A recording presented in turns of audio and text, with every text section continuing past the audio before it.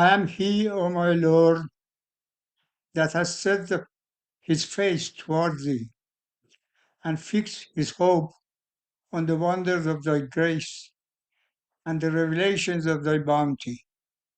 I pray thee that thou wilt not suffer me to run away disappointed from the door of thy mercy, nor abandon me to such of thy creatures as have repudiated thy cause. I am, O my God, thy servant, the son of thy servant. I have recognized thy truth in thy day, and have directed my steps toward the shores of thy oneness, confessing thy singleness, acknowledging thy unity, and hoping for thy forgiveness and pardon.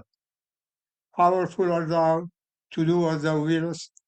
No God is there besides thee, the all-glorious, the ever-forgiving. Baha'u'llah.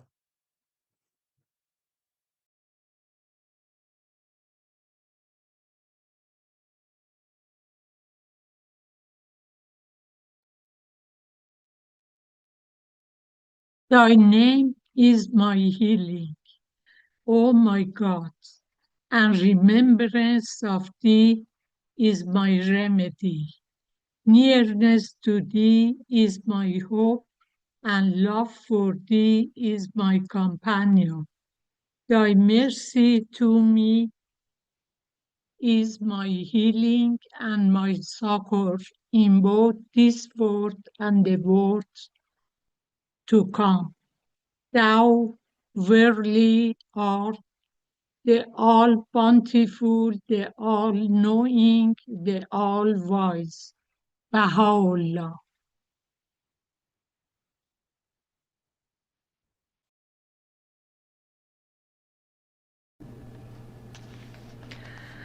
O God, our Lord, protect us through thy grace from whatsoever may be repugnant unto thee, and vouchsafe unto us that which will beseem thee. Give us more out of thy bounty, and bless us.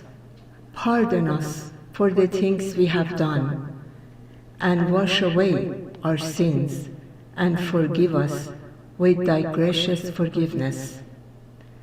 Verily thou art the most exalted, the self-subsisting.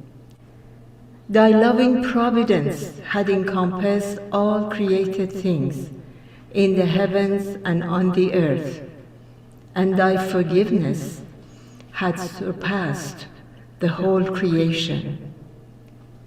Thine is sovereignty. In thy hand are the kingdoms of creation and revelation. In thy right hand thou holdest all created things, and within thy grasp are the assigned measures of forgiveness. Thou forgivest whomsoever among thy servants thou pleasest. Verily thou art the ever-forgiving, the all-loving.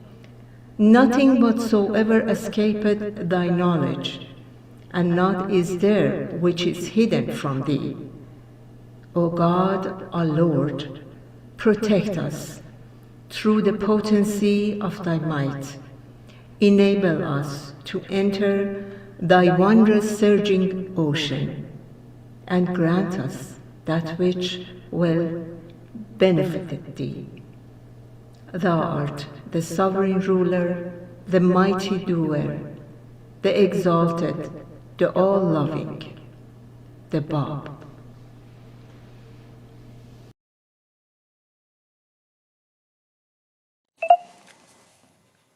O Lord, O thou hope of people, thou art the shelter of all these thy servants.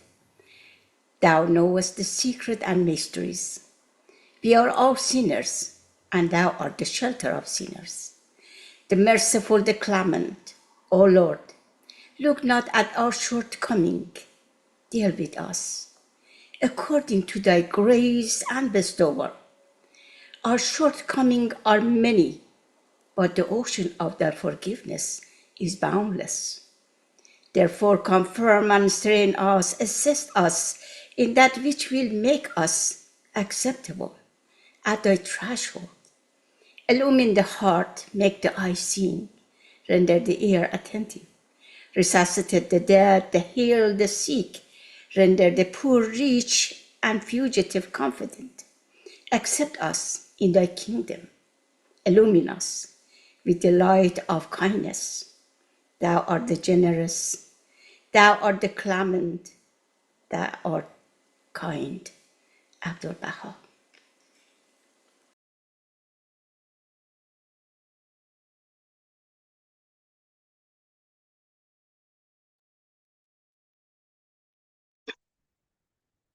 O God, refresh and glad my spirit, purify my heart, illumine my powers. I lay all my affairs in thy hand. Thou art my God and my refuge. I will no longer be sorrowful and grieve. I will be happy and joyful being. O God, I will no longer be full of anxiety, nor will I let trouble harass me.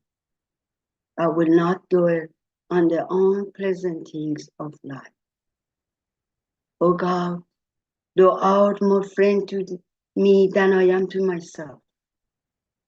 I dedicate myself to thee, O Lord. Abdullah.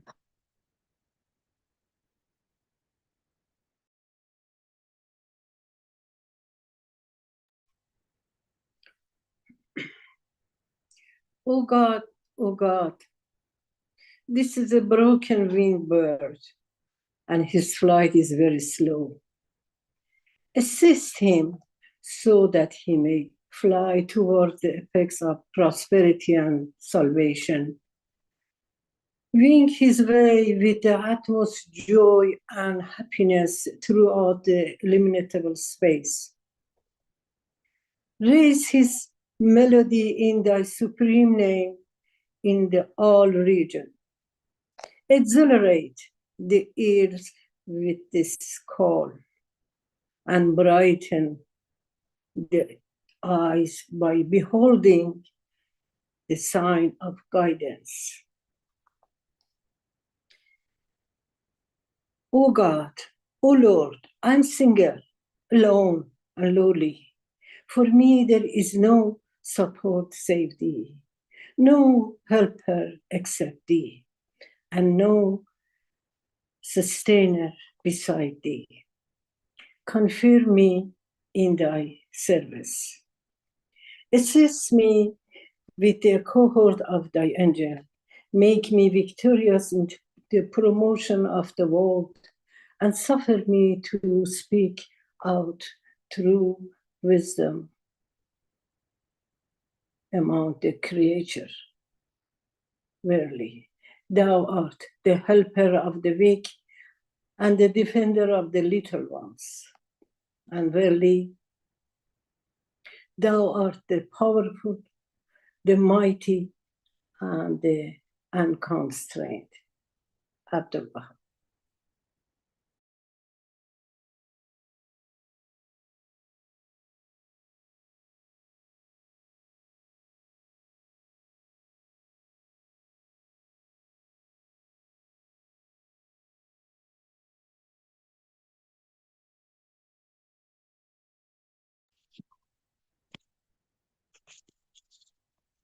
O God, my God, unite the hearts of thy servants and reveal to them way they follow thy commandments and await in thy law. Help them, O God, in their endeavor and grant them strength to serve thee, O God. Leave them not to themselves, but guide their steps by the light of thy knowledge, and cheer their hearts by thy love. Verily thou art their helper and their Lord. Baha'u'llah.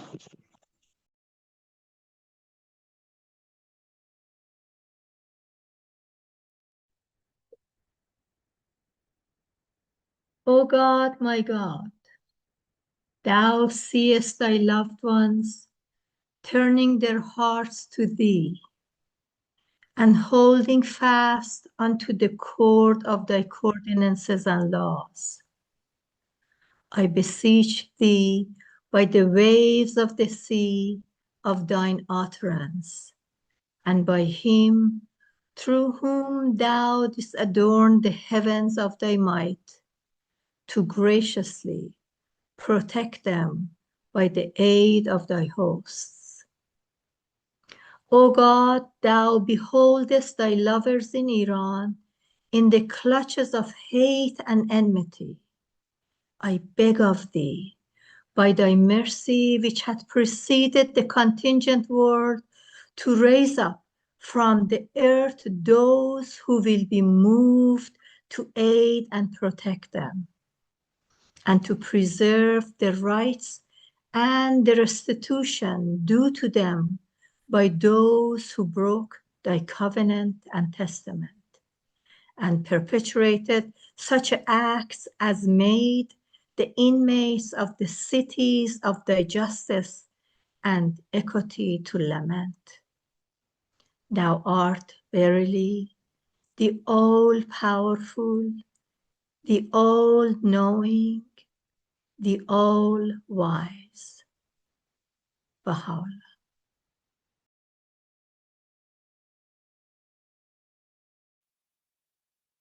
Thy name is my healing, O my God, and remembrance of thee is my remedy. Nearness to thee is my hope, and love for thee is my companion. Thy mercy to me is my healing and my succor in both this world and the world to come. Thou verily art the all-bountiful, the all-knowing, the all-wise. Baha'u'llah.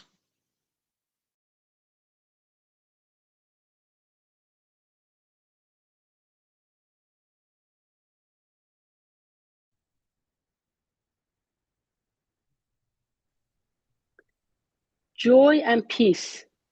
O God, refresh and gladden my spirit, purify my heart, illuminate my powers.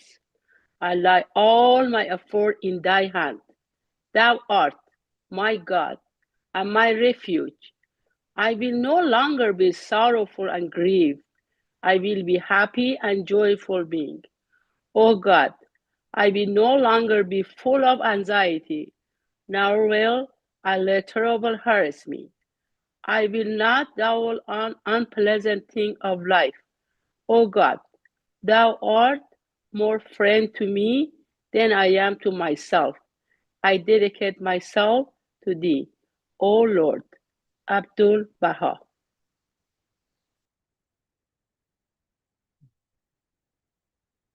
Hello, Apo friends. Welcome to our program, Talar Yaran.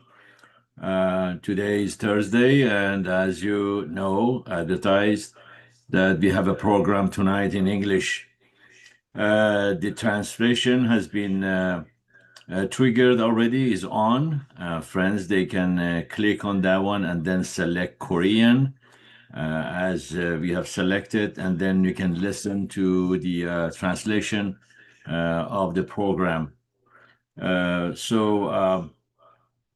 We have tonight Mr. Ed Price, who is joining us. Normally, we have a program before the speaker, normally a speaker, before we advertise for 7:45, and because of the time delay between just East and West, so we decided to have the program a little bit earlier to be a convenience for the friends who they are participating for a talk in our program. So kindly, Mr. Ed Price is here online. We start his program at 7:15 in order just to be 9:15 Chicago time. So, Mr. Ed Price, as you know, as I advertised before, he is the one was participating to making the movie called Gate. So he was actively participated to make that film, and then he's here tonight to tell us about this movie, about this film, and of course that would be followed by Q&A for everybody. I think you just as soon as you are ready to ask him question, you can raise your hand, and then we can proceed with the Q&A after his talk. For those friends who they are recently they joining us in our program, my name is Fred Jafari, and I'm the presenter of this program. So with that said, we're going to Mr. Price. I will unmute you, Mr. Price. I'll unmute you. Would you come online and then welcome, Mr. Price, if you have any PowerPoint to show, if you can do it yourself, I can make you co-host. Otherwise, Yes, please. you can go Go ahead. ahead and make me the co-host All right. so that I can turn on my PowerPoint. Sure. Thank you. Okay, thank you so much for participating and just coming to our program. And I hope that this 30 minutes earlier that helps you. It's my wife and I are late night people, so I would have been fine with either time frame, but I appreciate the gesture very much. Okay. So Thank it's very nice of you to do that. you so much for participating Yeah. and joining us tonight. So thank you so much, Fred. I'm very excited to be here tonight. As you mentioned to everyone, I was the co-writer and producer of The Gate Dawn of the Baha'i Faith, the film, and it was a once in a lifetime opportunity for me to be involved in that. I'll say more about it in a minute, but it's been about 10 years since the work on the film began, and it took us 3 years to do it. And so going through all my memories of that time, it's been a very special week for me to relive that whole experience. So let me go ahead and share the screen and make sure I've got the right one. I think that should do it. So tell me, Fred, can everyone see that? Can you see it? I cannot hear you, Fred. You're muted. Yes, we can see it. Sorry about that. That's fine. Okay. So I'm going to try to do this in about 30 minutes.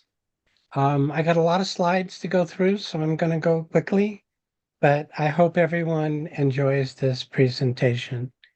So what you see here on the screen is one of the most beautiful sunsets I ever did see in all my life. And it occurred when I was in Spain working with the film crew, Fresco Films, searching out locations for where we would film the reenactments. So that is the sunset I saw in Spain while searching for locations. Okay, let me get my screen going. Okay, there we go.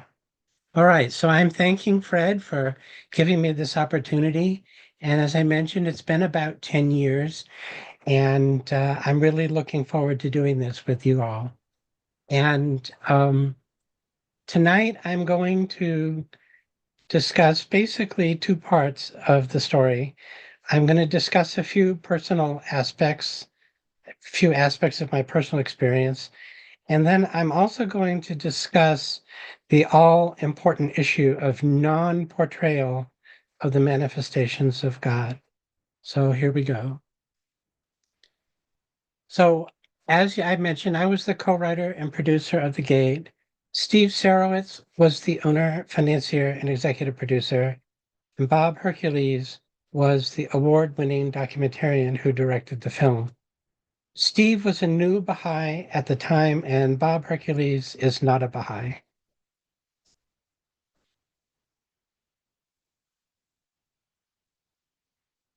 There we go. All right. Cancel that. Okay, so my story begins in 2016 when I was at the Green Lake Baha'i School giving a talk on the teachings of the Bab.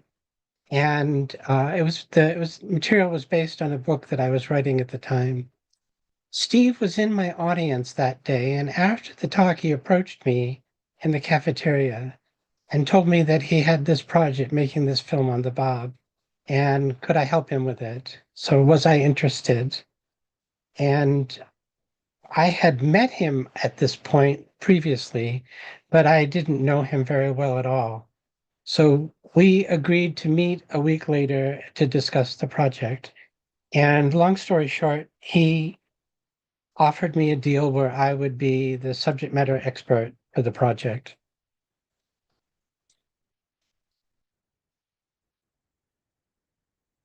So, as I mentioned, Steve was a new Baha'i, and I had over 40 years experience in the faith. I told Steve at this initial meeting that there were three absolutely essential things that we had to do before we could even start work on the program. First, this was going to be a very high profile project. So we needed to work closely with the National Spiritual Assembly of the Baha'is of the United States. Without its blessing, there would be no project. And also to get that blessing, I told Steve that we needed to have the world's best Bob scholar to be on our team. And although I have, pretty good knowledge about the Bob, I'm not the world's best scholar. Dr. Nader Saidi is that man, in my opinion. And I said, we have to go get him. And then the other thing is, for a serious high profile project like this, you don't just walk into the National Spiritual Assembly and say, hey, we want to do a film.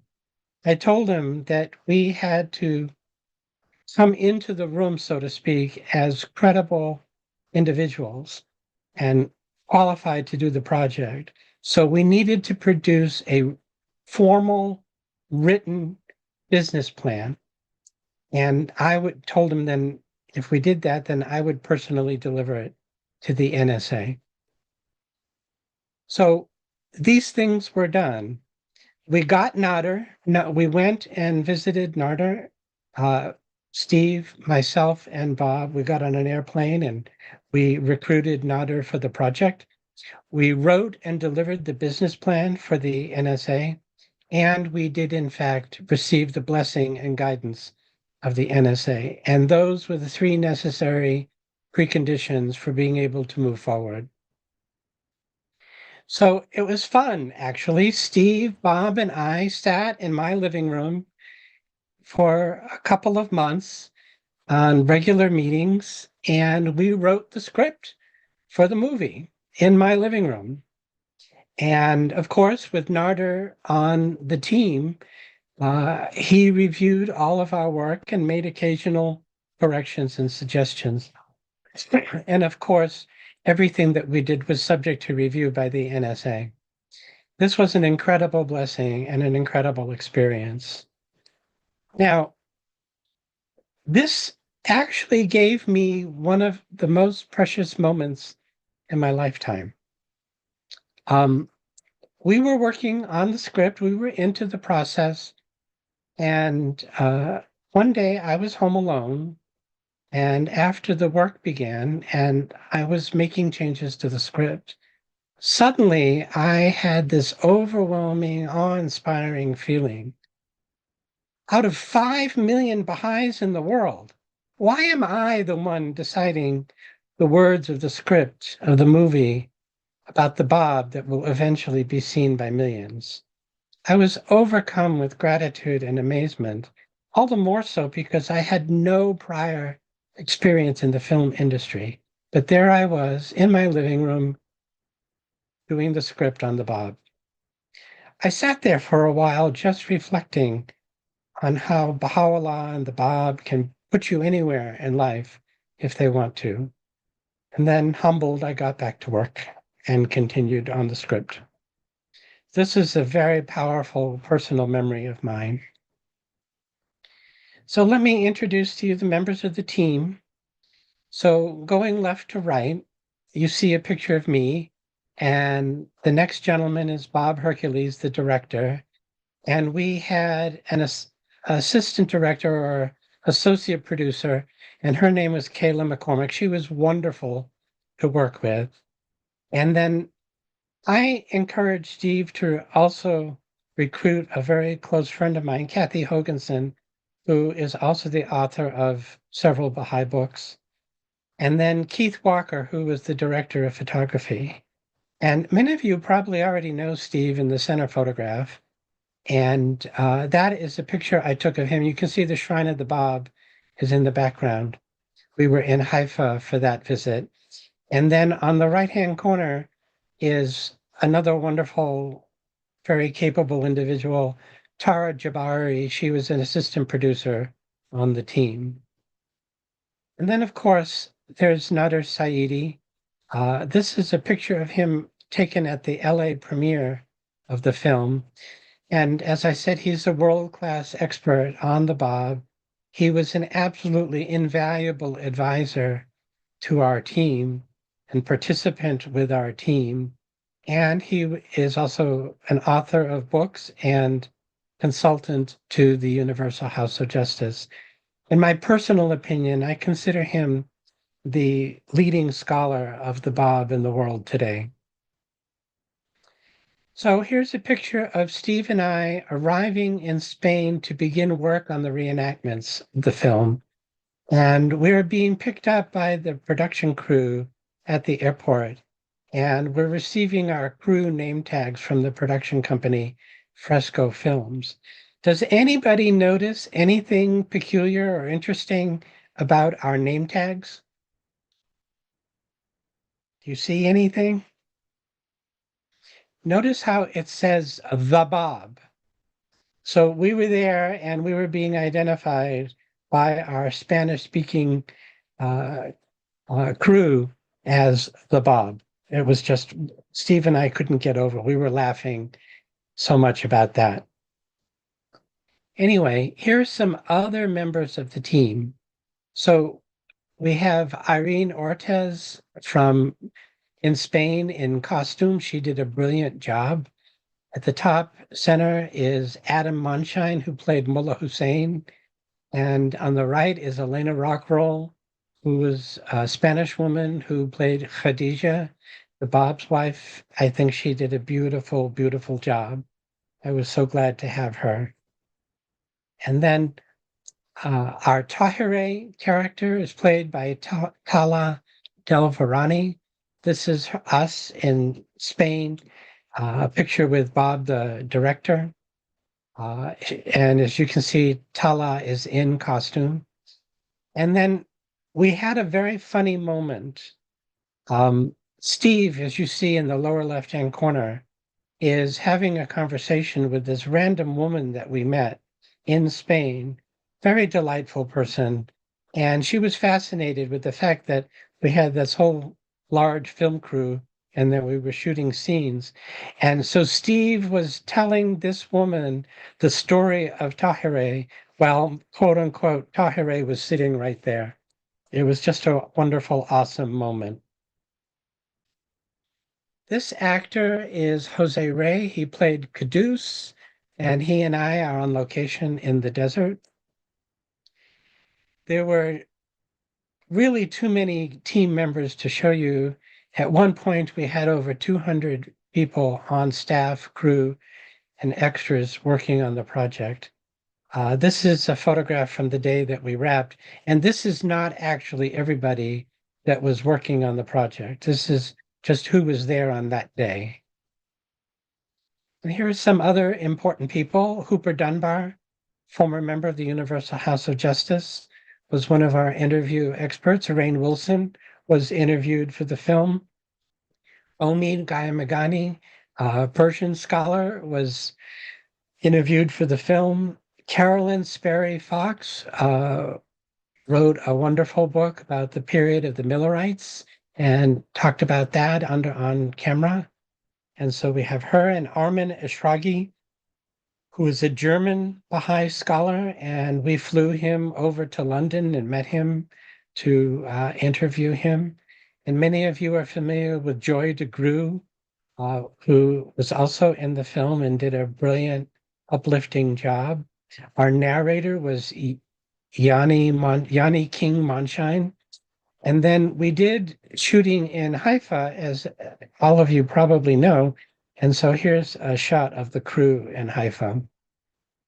And then a few more of the experts: Dr. John Hatcher, Dr. Firuz Kazemzadeh, Dr. Catherine Wessinger, Dr. Todd Lawson, Layli Miller-Moreau, and Dr. Mujan Momin are some more of the great scholars and experts that we interviewed. So here's a special moment that took place where we were going around Spain and we were looking for locations, and we were in all the most peculiar locations throughout southern Spain. And while we were there, we got our vehicle got stuck in the mud, so we all had to get out and push the vehicle. It was just a thing that happened.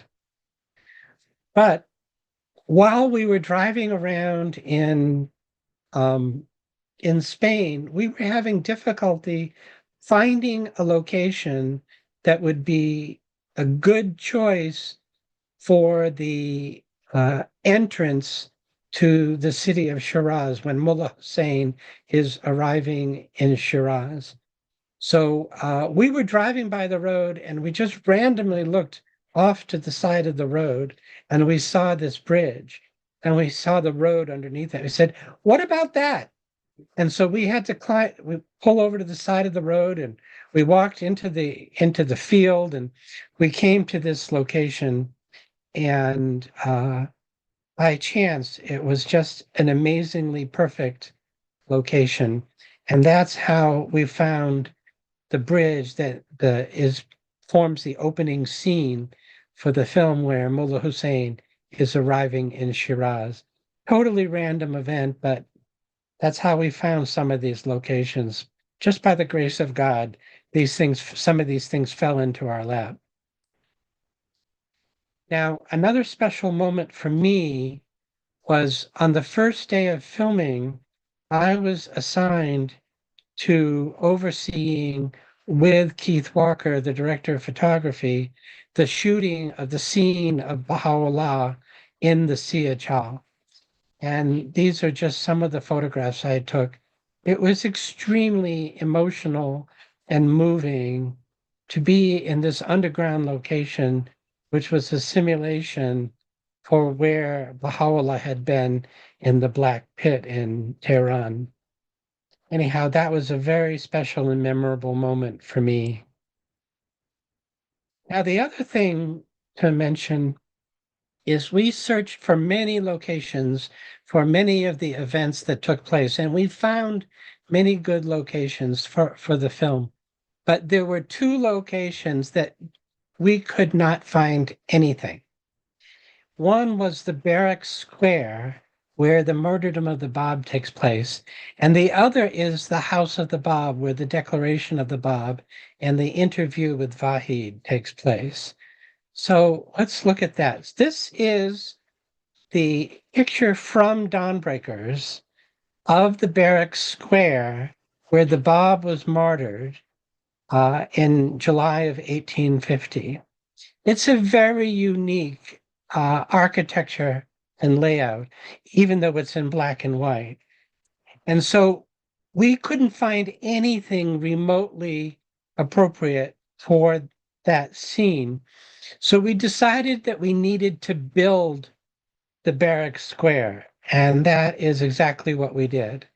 We created our own backdrop for the martyrdom of the Bab to take place.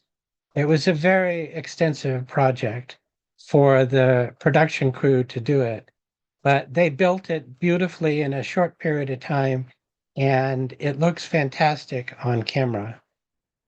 I'll show you a few more scenes of it. You can see a little bit further back. And also, while we were in the square where the martyrdom is going to take place, this was actually at a castle in Spain, and this was the courtyard in the castle. We did not have 750 soldiers to shoot that scene. So you can see we only have here a very small number of soldiers. So we had to use computerized special effects to populate the screen to make it look to the audience that there were like these hundreds and hundreds of soldiers. But that's all we had. And here's another way of looking at the barrack square. You can see there's the structure for where the martyrdom took place, and you can see where the soldiers are standing, and they will be multiplied by computer effects. And here's a scene where they're getting ready. Sam Khan is getting ready to address the troops.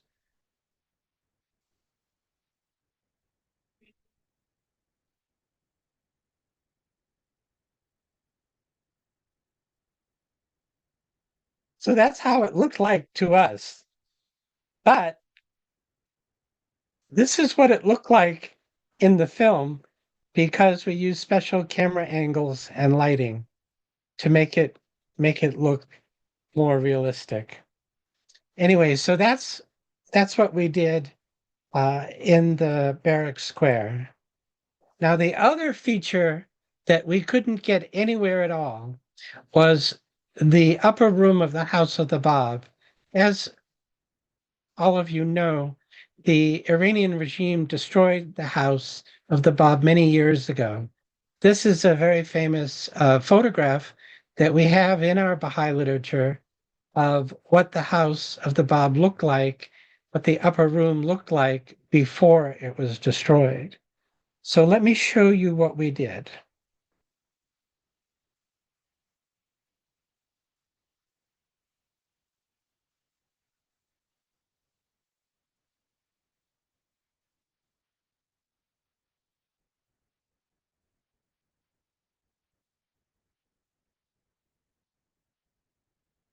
And a little bit more. We built the room for the Bab.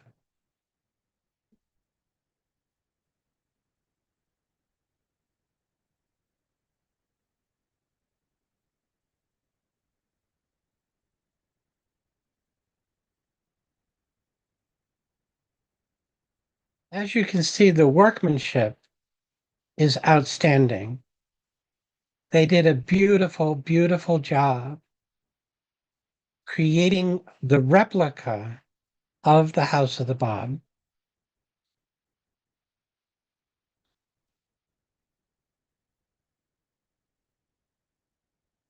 Okay. So let me tell you an amazing story. After the film was over, the normal custom would be to throw away the sets that had been created. But I pleaded with Steve. I said, we can't let this replica be thrown away. And so the company Fresco Films stored it for us for 2 years.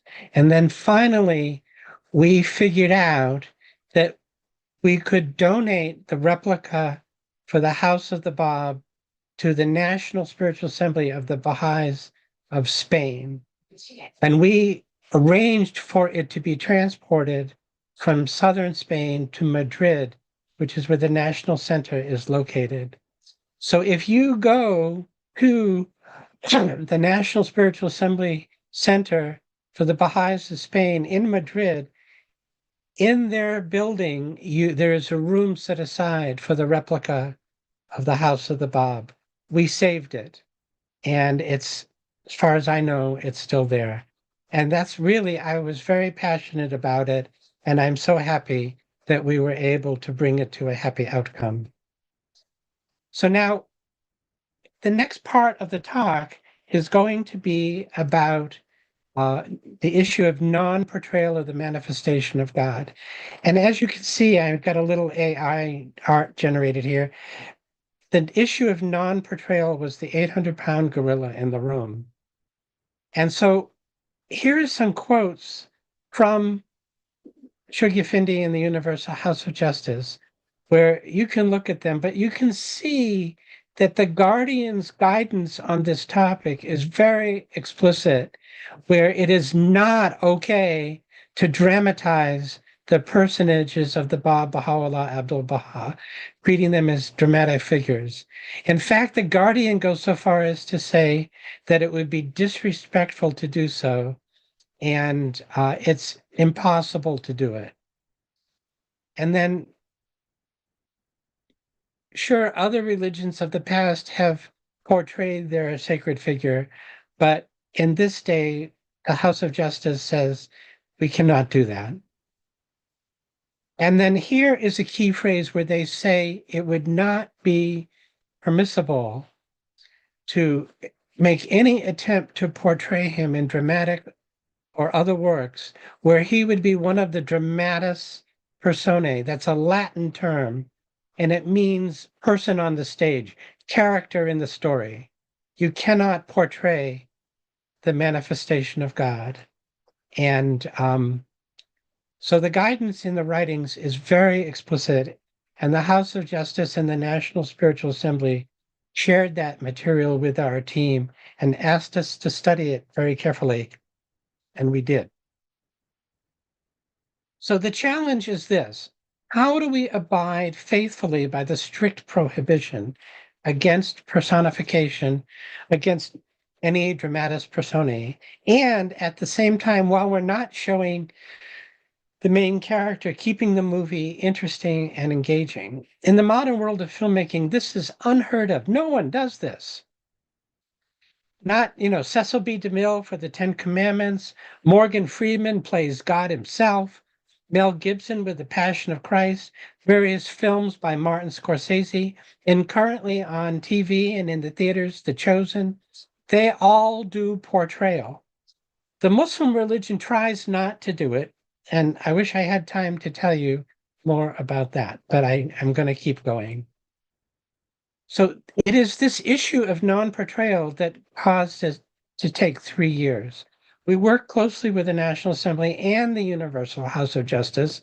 I had meetings with Ken Bowers, the Secretary of the National Assembly, and I was privileged and blessed to have meetings with Dr. Javahiri in Haifa in his office in the seat of the House of Justice, where we discussed these matters. And we were given to do some experimental shots for their eyes only, which we did. But to save time, I'm not going to tell you the entire story of what happened in those 3 years, but I am going to tell you the results, what came out of it.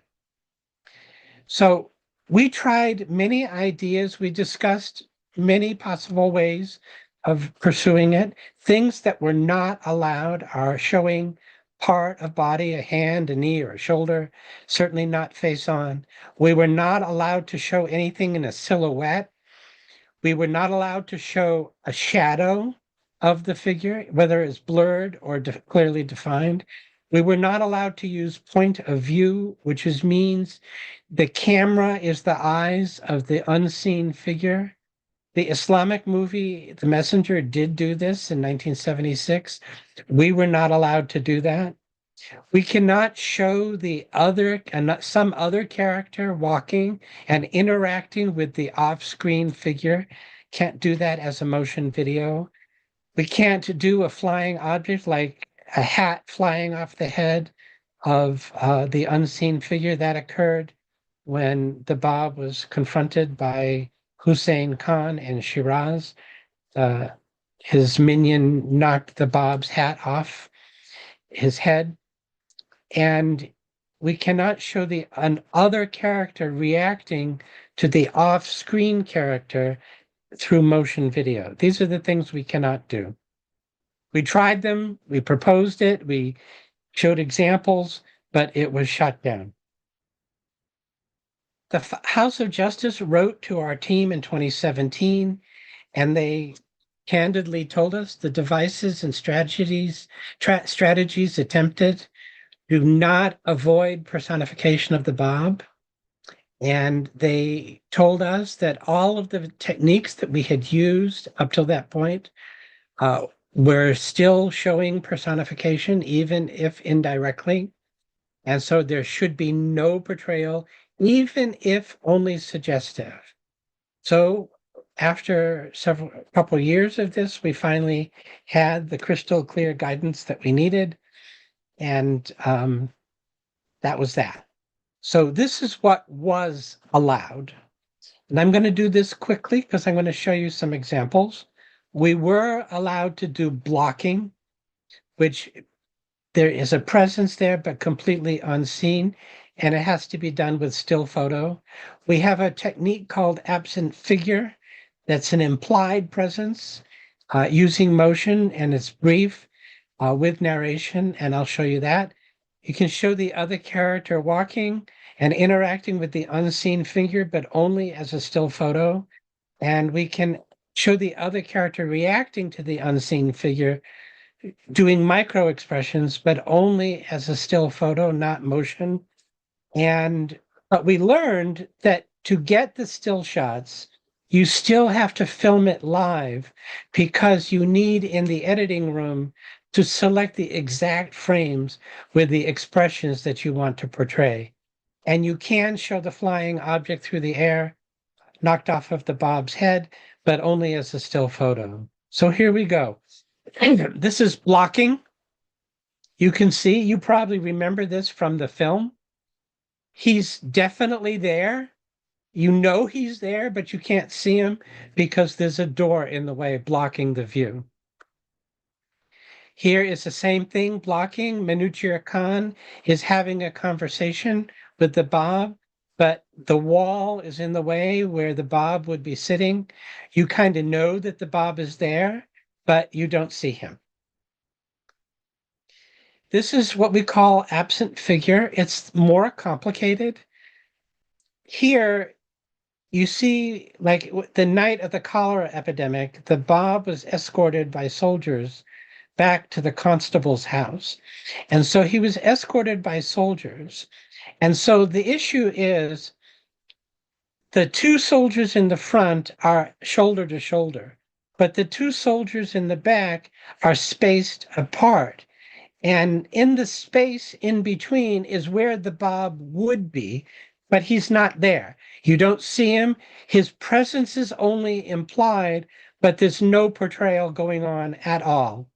And this is supported by the narration, which says something like the constable escorted the Bob back to his residence. You don't see the Bob being escorted, but you see the absent figure scene scenario with that narration over it. Here's the other character walking and interacting with the unseen figure, but only as a still photo. We were not allowed to do this with motion. It had to be still photo in order to make the distance so that there wouldn't be personification. And here is another one. This is very, very interesting, where we have the character reacting.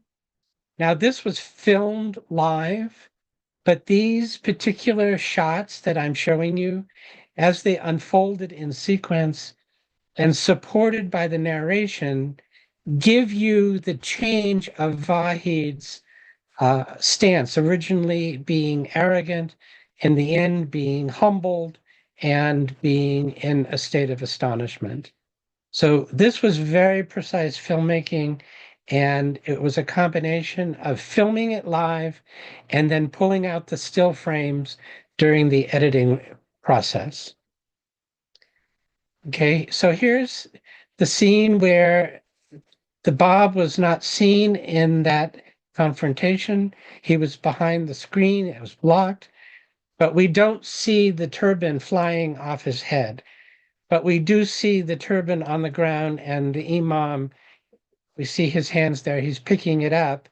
We can only do this in still photo, not in motion.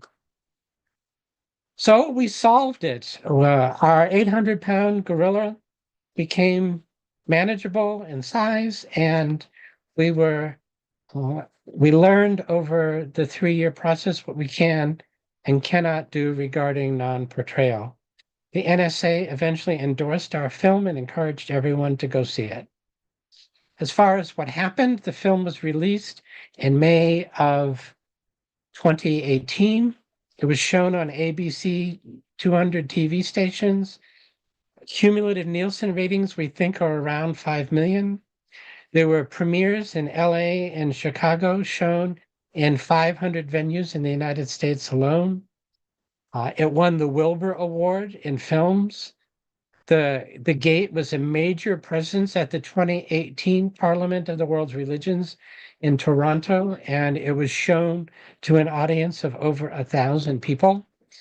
The film was shown at other conferences, such as the ABS conference and the Persian conferences, conference sizes on the order of about 600. And then ultimately, the film was shown in 20 countries. So that's what came of this project. And that's my presentation. Thank you very much for listening, and I welcome everyone's Q&A. Thank you so much, Mr. Price. Such an amazing, really movie that you guys made, and really to hear the story behind it and how you did it. This replica that you guys made right there is so amazing. I don't know how long it took time, but looks like it's supposed to taking quite some time to It took us design 3 it, build years. it. It's very, very nice. Really, it was so wonderful to see all of these scenes right here.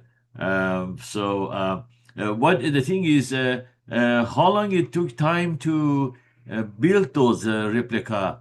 They designed it, all of them, and they built it, all of them in Spain?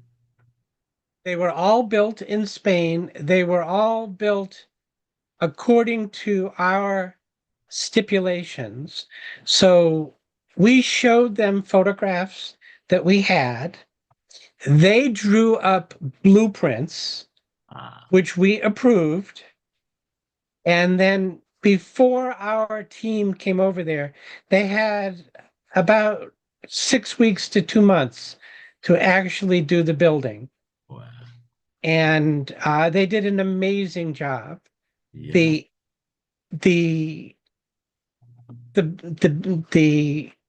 barrack square where the martyrdom of the Bob took place was very excellent workmanship. But in my opinion, the replica of the House of the Bob was truly precious. Really? They were absolutely outstanding. And that's why I wanted to show you all the photographs, because when I was there in Spain on site working with the film, I had a sense right then and there that this was a historic gift to the Baha'i world. Yes. I felt it in my bones, and that's why I took so many photographs with my own iPhone at the time. Wow. And I was trying to document what this would be, what this product was. And I had it in my heart that it would not be destroyed, as most sets are destroyed after filmmaking. And so then as the film came to conclusion, I went to Steve and I said, really, really, really, please, we cannot let this be destroyed. Yes. And he said, well, I don't know what to do with it. And I said, I don't know either, but we can't destroy it. We have to have a solution.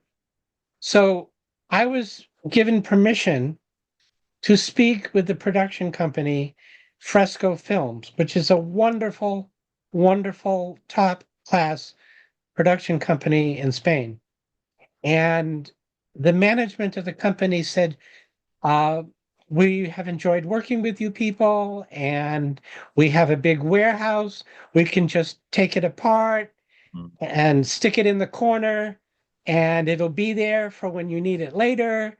And they even said, we won't charge you any rent or anything.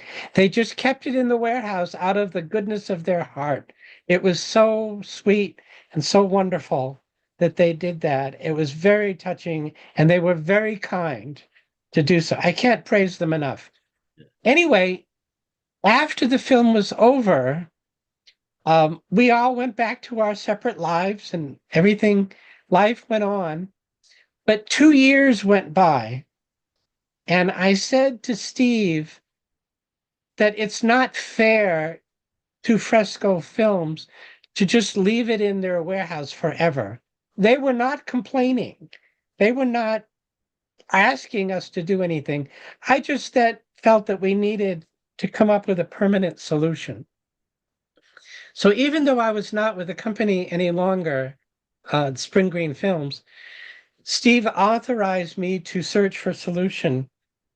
And some months followed, and we were very, very happy when the National Spiritual Assembly of the Baha'is of Spain decided to accept the replica.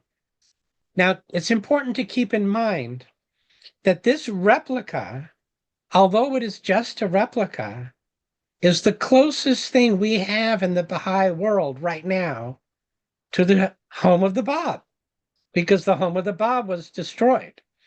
Now, no one is saying that this is as precious as the home of the Bab. That would be absurd.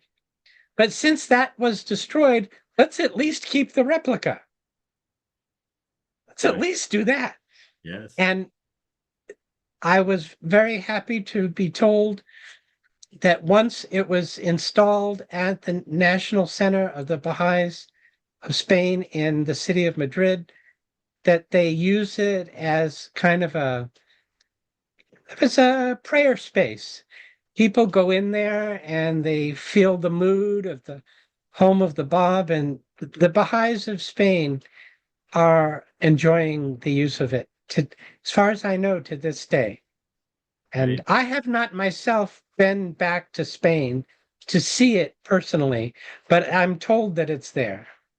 And it makes me so very happy to be able to have kept that. It's a great job. Is it available for the visitors to see those replica over there? I believe so. I believe it's available.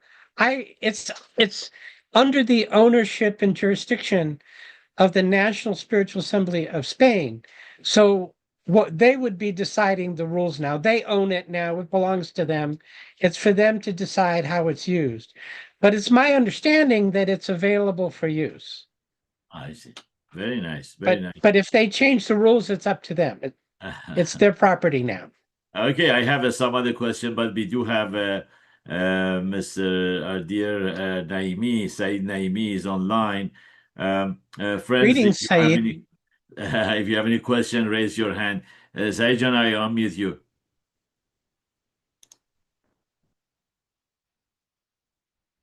Thank you. Ed, beautiful presentation. Thank you. Good evening.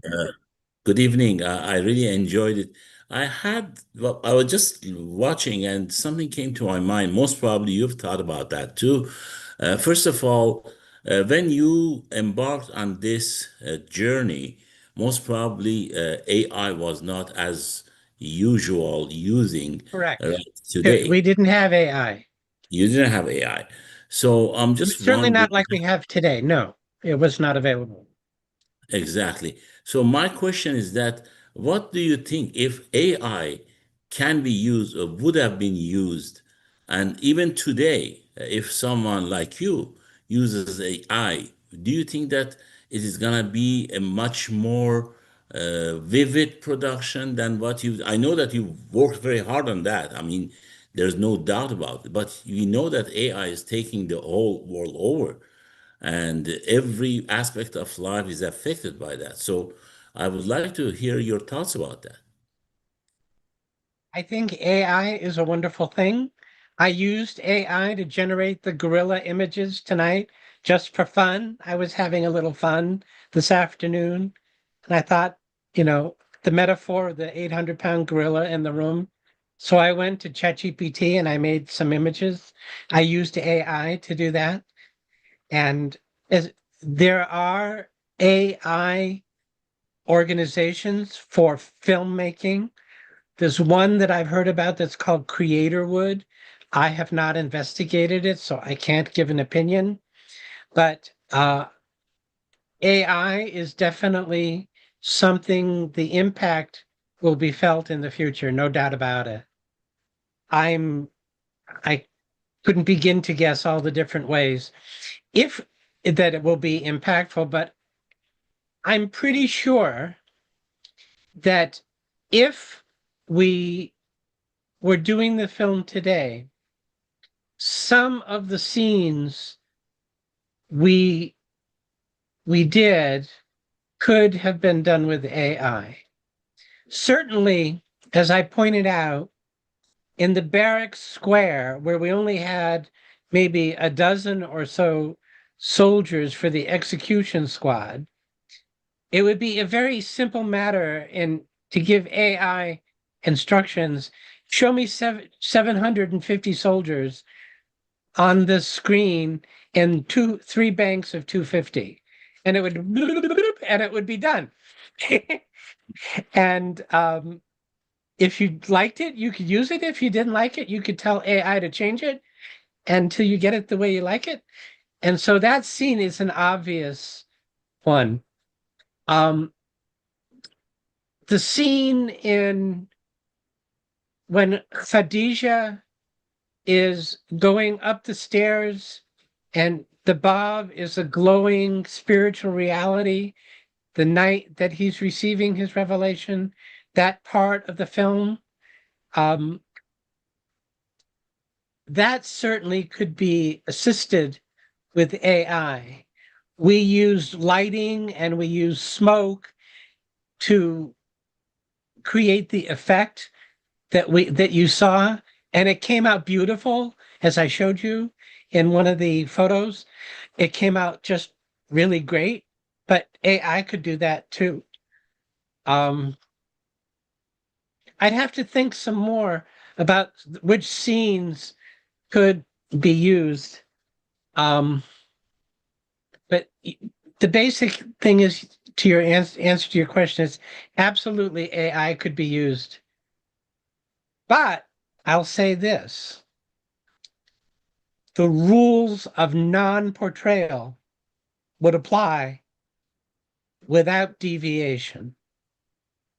So even if you're using AI, it would not be permissible to portray the Bab or Baha'u'llah or Abdul Baha or Shoghi Effendi or the Of course, Greatest Holy Leaf.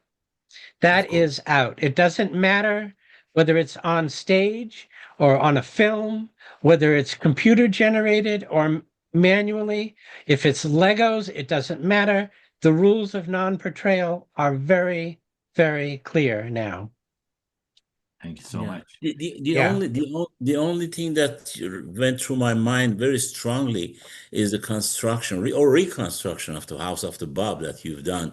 And I'm sure that they have done a fantastic job. I'm just wondering, like, how AI would have done it if that was the case, because I believe all the details are with the House of Justice.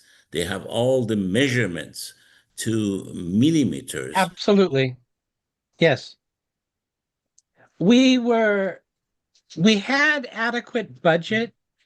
Thankfully, Steve Sarowitz is a financially well-to-do individual, and he had the money to do pretty much whatever we wanted to do.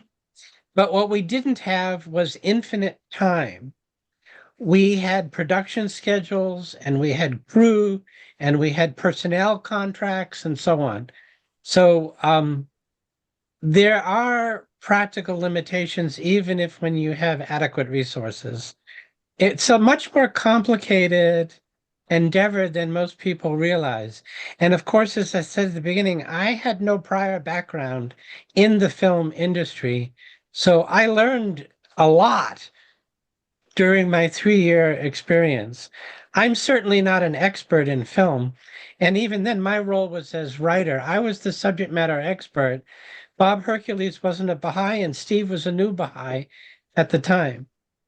That's one of the reasons why it was so important to have Nader on board, because he is the true expert. And we wanted to have him and his credibility and his guidance and his wisdom. And he was wonderful to deal with. I enjoyed being with him so much. I really respect him a lot. Thank Thank you you so very much. much. Thank you, Thank you, Saeed. Saeed. Ed, Yes, sir. I have two questions from you. Okay. One is the script of the movie, of course, was prepared ahead of the taking this movie and just going to Spain. Is it any item in that script that you think that it did not happen to do filming? So it means, let's say you have, for example, an original script. You had a 45 minutes film, for example. I'll just give an example. And then because of the difficulty and then some problems or budget limitation or whatever, you had to cut off some portion of it in order just to make it within the certain criteria, like, as I Yes. said, like a budget, timing, or whatever. So is it the original of this script, which has been designed and written by the scholars? Is it that one is available as well or not? No, it's not available. It's a private document. It's not for publication. It's a working document and it ultimately, even though I have a copy on my computer, it belongs to Steve Sarowitz. It's his property. Well, So I'm not saying that this is available for us or for me or anybody else. What I'm saying is in general. So, is it the script that was written? Is it the film made based on that script without any? it's very close, but it's not exact. So what happened? One thing that happened, nobody knows about this until I'm going to tell you now, which is that there was the scene relating to Khadijah, the wife of the Bab. It was going to be filmed in two parts. One part when it looked a certain way when it was written on a piece of paper, but when the director set it up on set,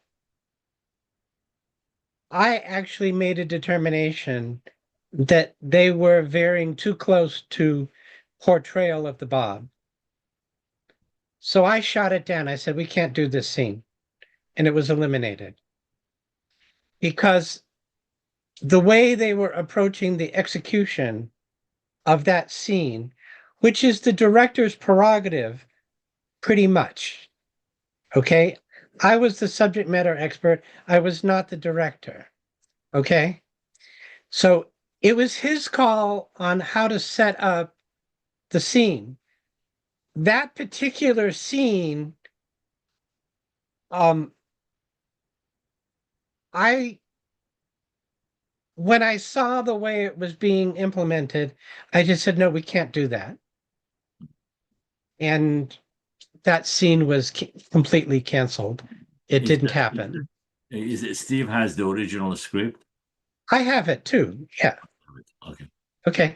And but that thing just never occurred. Um the I'm trying to think now, going back through my memories.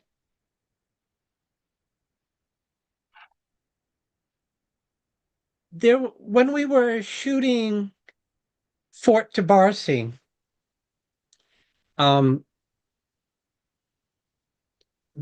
way the Fort Tabarsi scene was coming together, by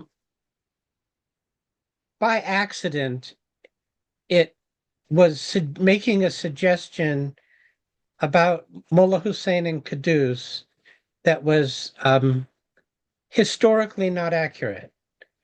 The way the scene was being orchestrated on the ground. So I called that out in real time.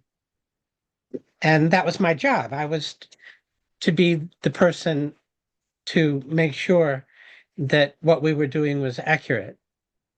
And so we had a conference right there on the spot about how the scene could be adjusted so that the historical inaccuracy would not be an issue anymore. And that's what we filmed. We filmed it after the discussion took place, and that was resolved on the in real time on the set. Most of the work that was done was very precise, and these examples that you're asking about were very few, and I'm actually having trouble remembering specific. It didn't happen very often, but there were a couple of instances like that I mentioned. All right, thank you so much. Let's go to Simin. Simin, John, go ahead, please. Simin, hi. Hi. Hello, Apa. How are you? Well, I'm fine, thank you. A little bit emotional after you said Sheikh Fort Tabarsi, because I had the bounty of going there twice, and each time I went there, it was just, you are in a different world.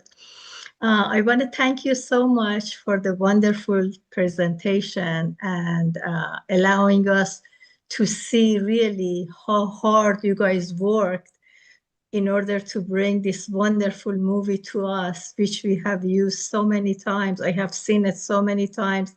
Me too. Each time I cried, and each time we had a lot of wonderful friends of the faith to see it and get emotional also. I wanted to see how many of the crews were Baha'is and how many weren't, and what did the non-Baha'is thought of this wonderful history that is coming, to life. That's really interesting to ask. I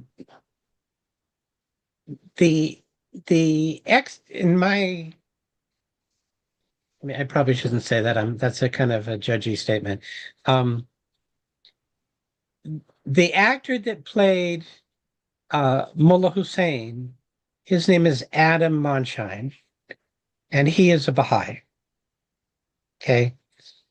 The actor that played Qudus and Tahireh and Vahid, which they show up on the card here. Let me quickly, super fast, share my screen to remind you. Okay. So I'm sharing the screen again, and those are the 4 actors I just mentioned. Okay, on the advertisement. Okay. So the one on the left is Adam Monshine. He is an American, and he is a Baha'i.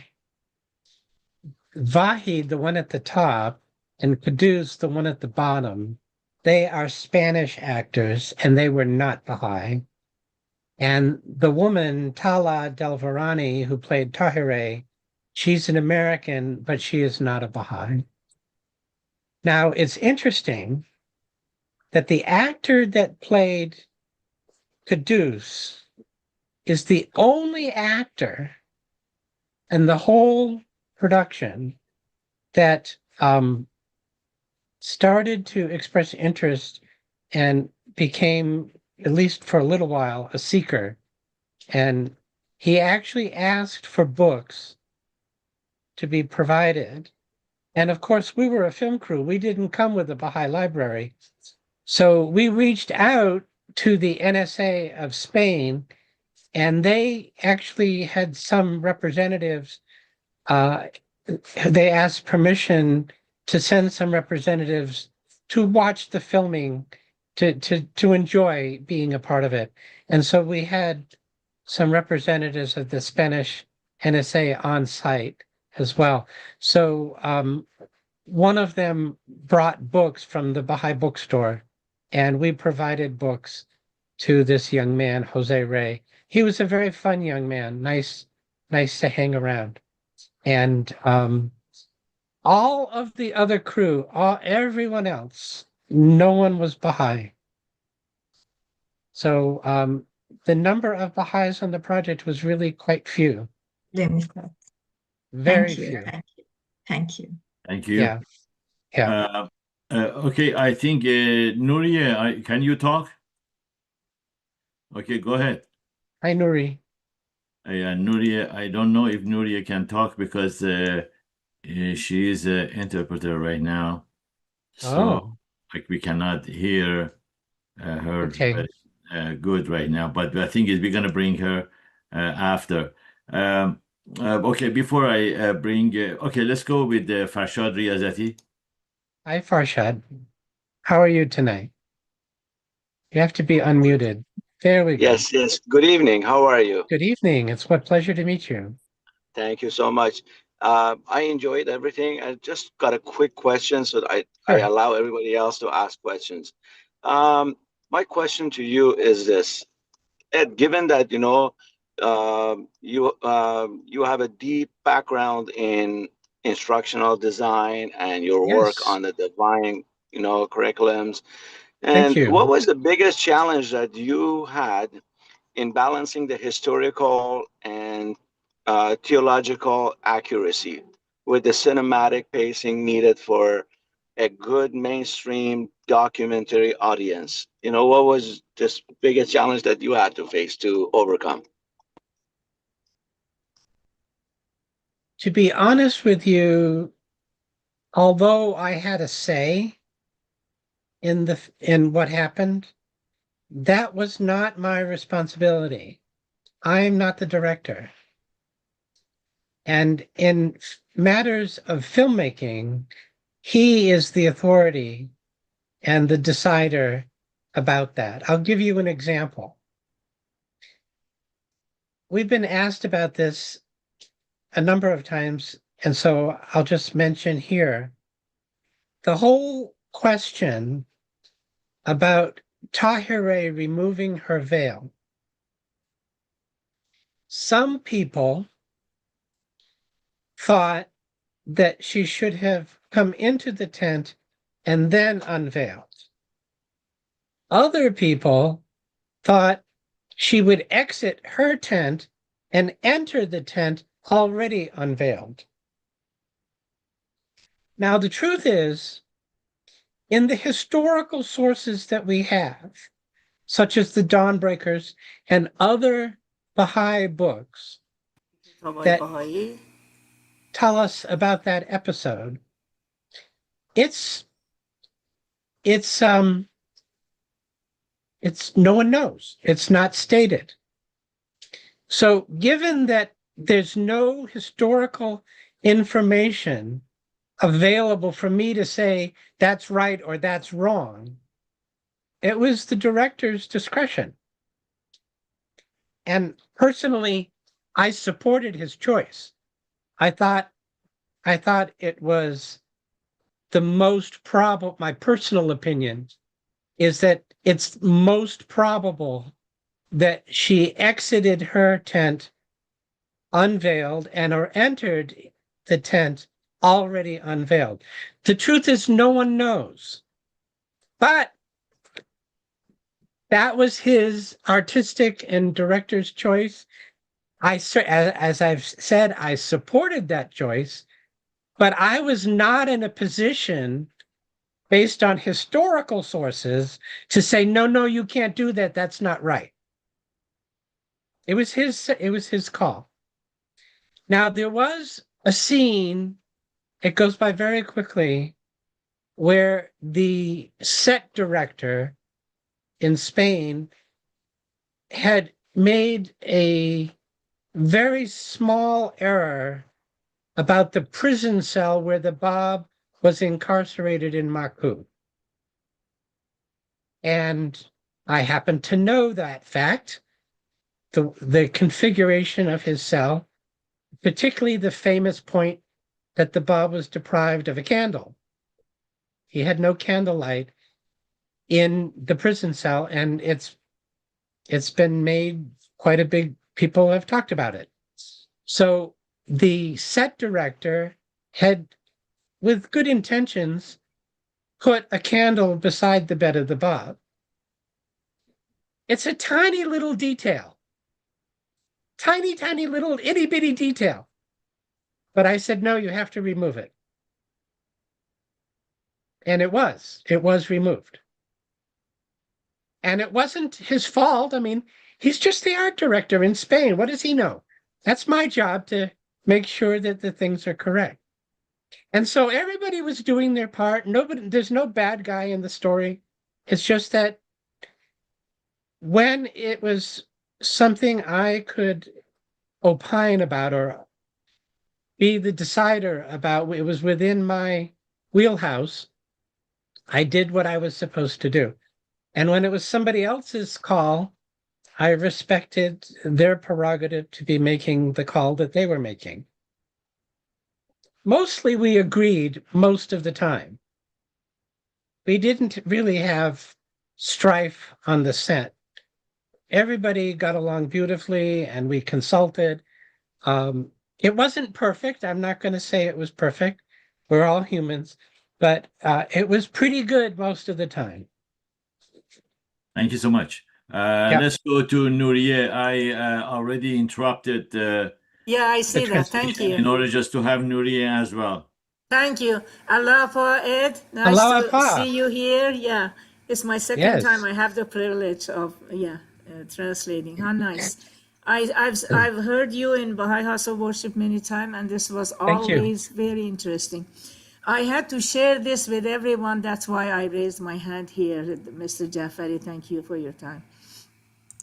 I heard from Steve in one of the meeting. Steve is a millionaire, and everybody knows, I think. Absolutely. And very humbly he says that. And he said that I didn't have any financial problem, but for this film, I had problem, or not problem, but like waiting and taking too long, because we had to wait for the approval of House of Justice, Universal House of Justice. So he was kind of like, no financial problem, but I had to wait too long for everything to be approved. Thank you so much. Thank you. Thank you. Yep.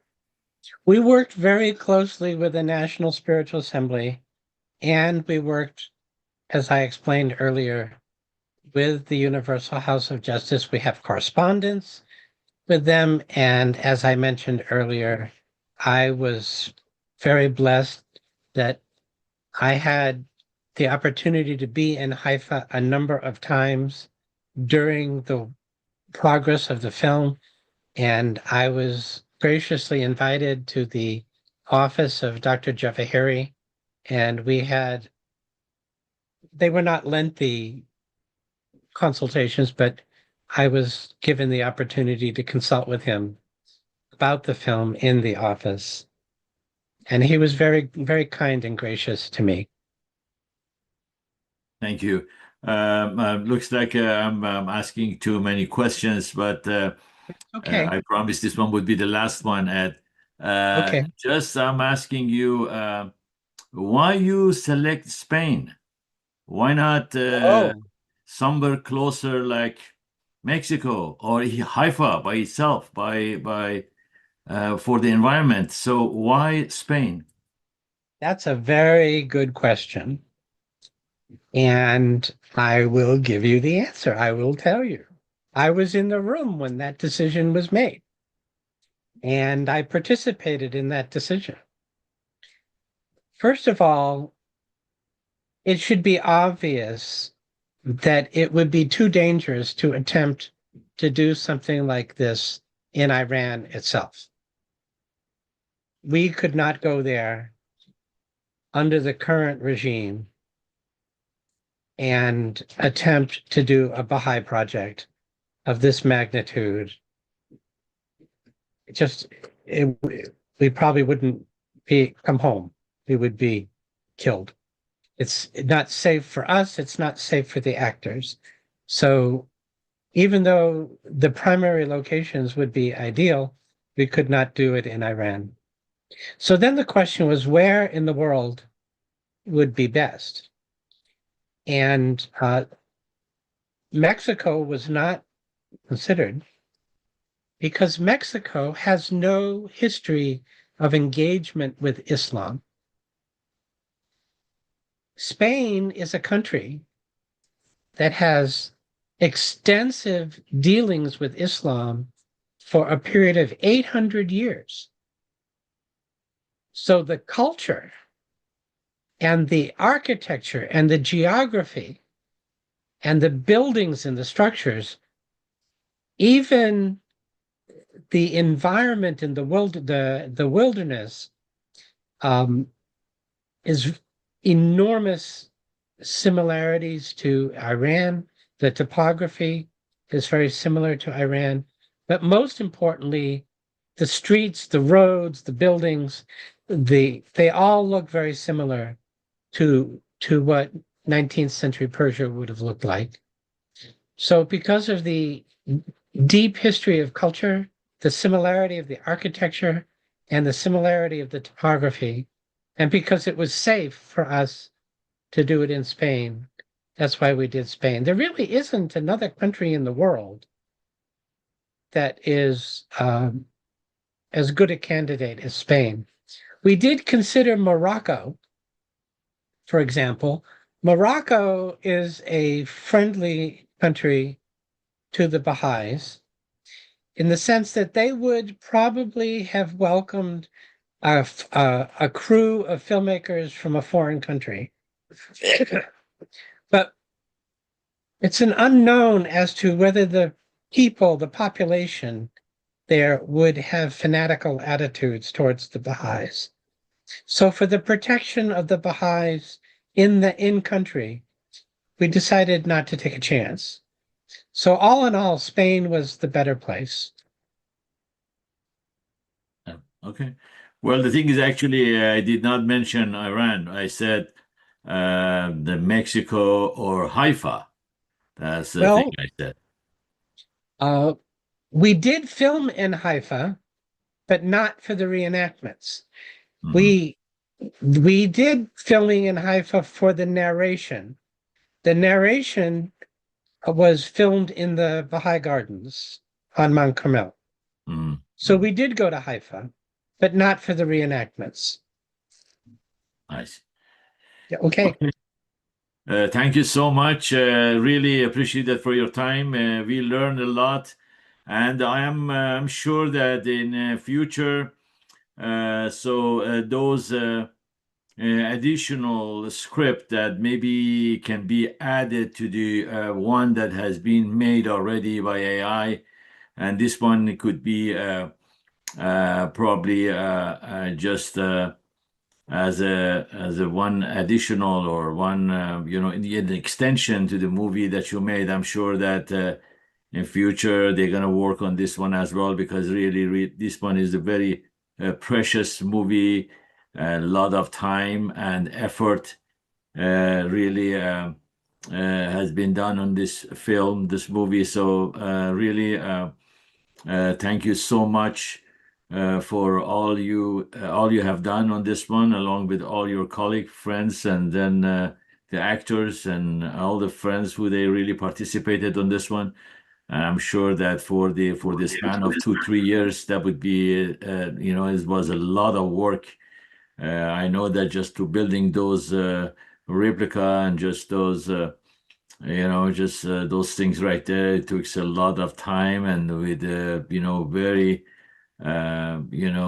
diligence to look at these things one by one, drawing it, blueprint, making it, installing it, and all the stuff really is taking so long, and the coordination of all of these together.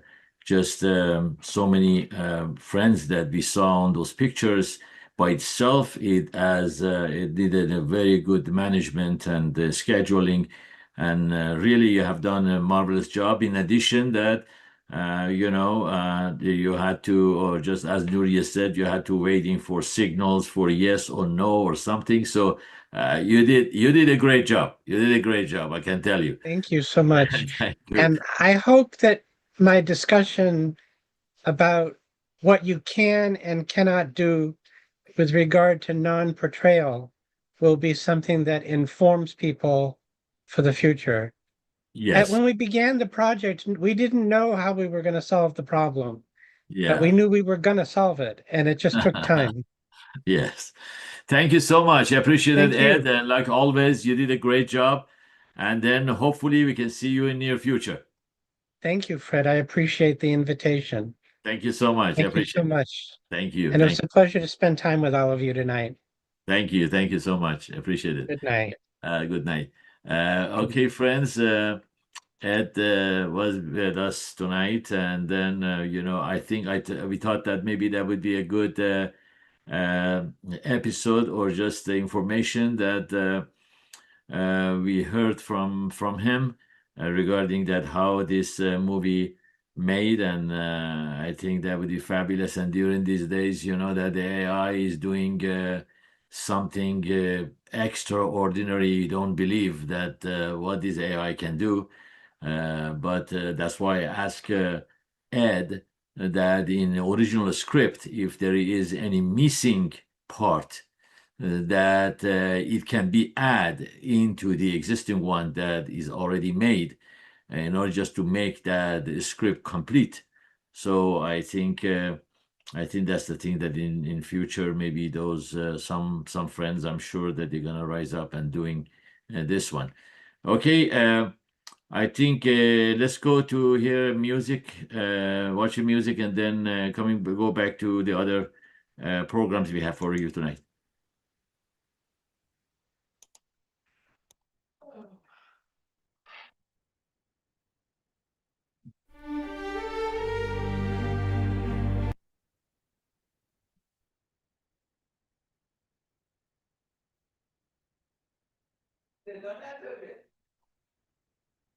Okay, hold on, please.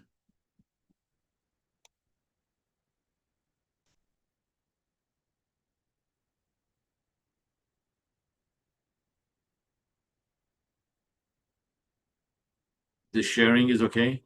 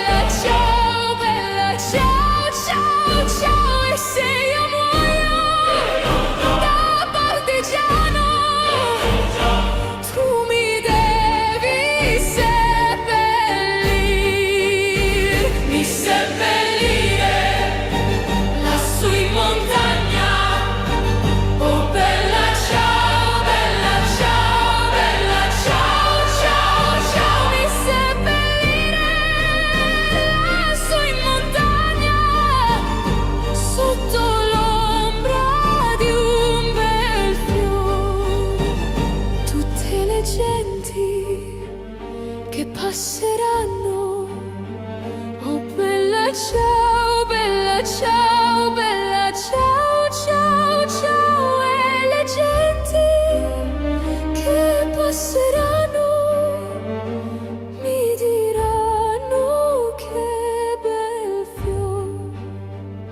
E questo è il fiore del partigiano. Oh bella ciao, oh bella ciao, ciao, ciao. E questo è il fiore del partigiano morto per la libertà. E questo è il fiore del partigiano morto per la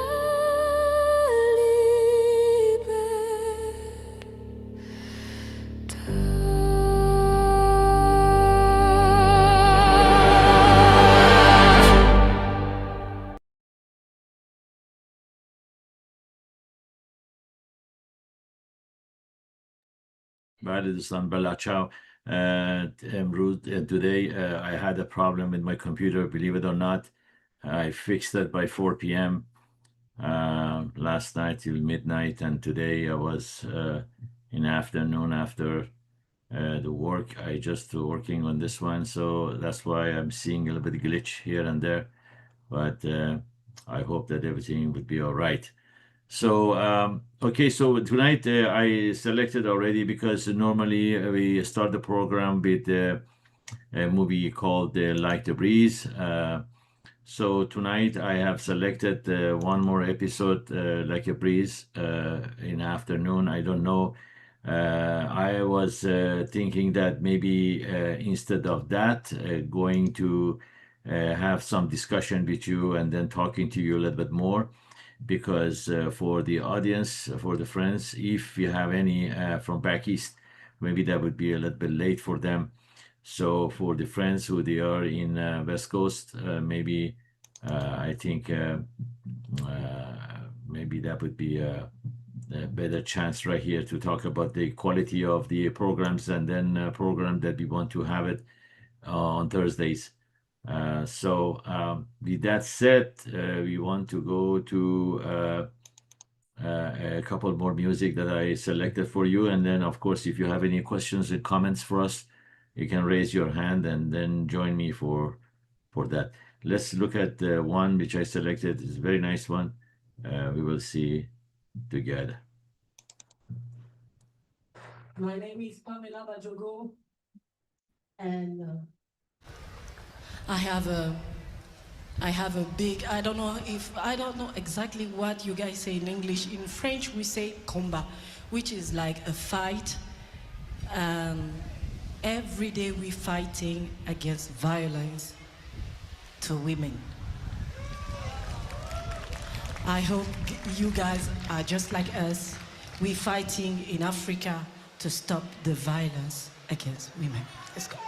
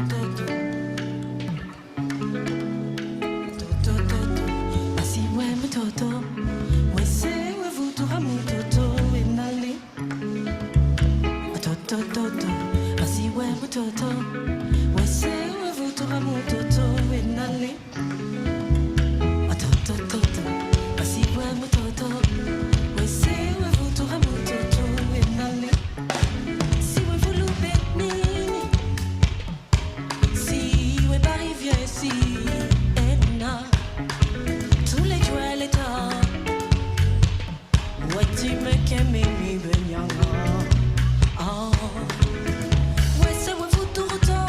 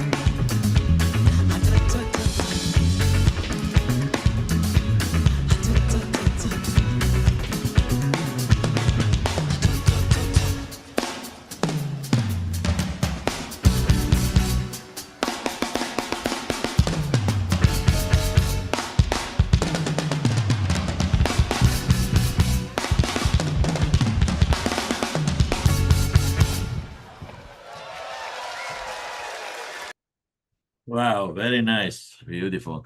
Okay, friends. Still, if you have any questions, we can discuss together. The one thing I want to show you tonight, because I know that friends are using AI a lot. I was thinking that maybe just coming and to have a presentation for you on AI and then how the systems work and what is available and how you guys can get an access to it. Maybe we can talk one session or one of these Thursday about that AI and application of it. Even on we can have this program on Tuesdays as well. But meanwhile, parallel to this, there was a man by the name of Tesla. That's why Elon Musk used this name, Tesla. Elon Musk yesterday announced that they want to have a data center in orbit. The thing is, the demands right now for the chip and the memory has been increased drastically, and even the big companies, they cannot make it. They cannot provide it right now. And then Elon said yesterday the one that he wants to make it around the orbit. That would be the whole world, all the memories, everything. You just sum it up. Is going to be only 2% of the data center that he wants to build around the orbit. So that's really amazing. It's just I don't know where we're going, but we're going. But the thing is just look at this. The man they called the Nikola Tesla, and then what was his vision 100 years ago? We look at it together. From the shadows of the past comes a mind that would set the world alight. A summer night in 1856, lightning tears through the sky above a small village in the Habsburg Empire. At that very moment, a child is born. His mother sees it as an omen. He will be a child of light. Whether legend or truth, his life could hardly have begun more symbolically. An outsider, an eccentric, a genius. This is the story of Nikola Tesla, the man who electrified the world. Smiljan, in what is today Croatia. In 1856, the small village lay within the military frontier, the Vojna Krajina, a strictly controlled border region. Many Serbs lived here as frontier soldiers, bound by lifelong service to Vienna. For the Serbian Orthodox population, this system often felt like foreign rule, a life in the service of a distant power. But the Croatian Catholic inhabitants experienced much the same. No civil self-government, only harsh military administration. It was in this world of duty and constraint that Nikola Tesla was born. Tesla's family was Serbian Orthodox. His father, Milutin, was a priest, strict and educated. His mother, Duka, had never attended school, but she was practical and inventive, designing tools for the household and the farm. From her, young Nikola inherited his creative spirit. From an early age, he seemed different. While other children played, he measured distances, counted his steps, and stared for hours at thunderstorms. Lightning fascinated him. To him, it was not danger, but energy, something that one day could be tamed. Yet his path was difficult. At the age of 17, he fell gravely ill with cholera. For months, he lay close to death. In desperation, his father finally relented and promised, "If you survive, you may become an engineer."